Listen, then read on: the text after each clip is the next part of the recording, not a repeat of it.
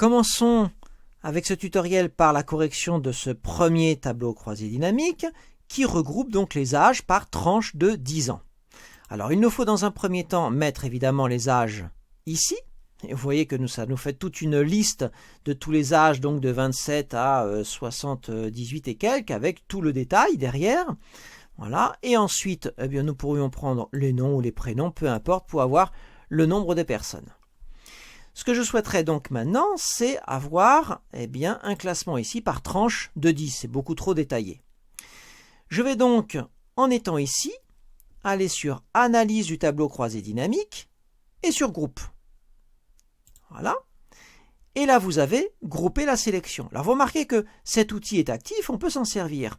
Et voilà ce qu'il ne faut pas faire et ce qui engendre le fait que parfois, cet outil n'est pas actif. C'est que si vous êtes ici dans le tableau croisé dynamique, vous n'aurez pas accès au groupe. Vous voyez, c'est complètement grisé. Il faut absolument être dans les étiquettes de ligne ou dans les étiquettes de colonne, voilà, et qu'il y ait effectivement des chiffres de façon qu'on puisse les ranger par tranche. Donc je me mets ici, je suis au bon endroit, voilà, je déclenche le groupe et là c'est actif, donc il faut être prudent, ici ça ne marcherait pas.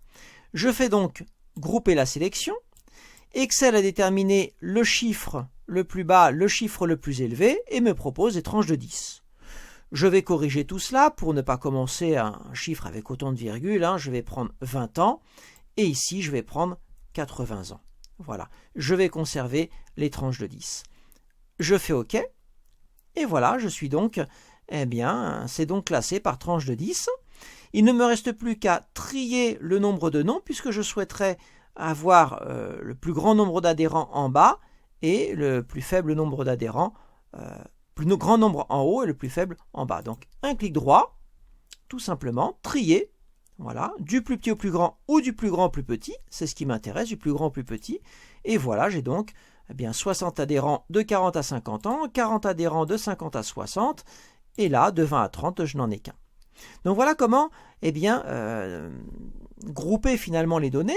Si vous voulez enlever ce groupe, rien de plus simple, alors il faut encore une fois être ici, aller dans Groupe et faire Dissocier. Et là, on redissocie finalement tout ce groupe pour enlever les tranches que nous avions conçues. Donc voilà pour grouper les données, grouper, dissocier. C'est très intéressant de pouvoir faire effectivement des tranches dès que nous avons des chiffres.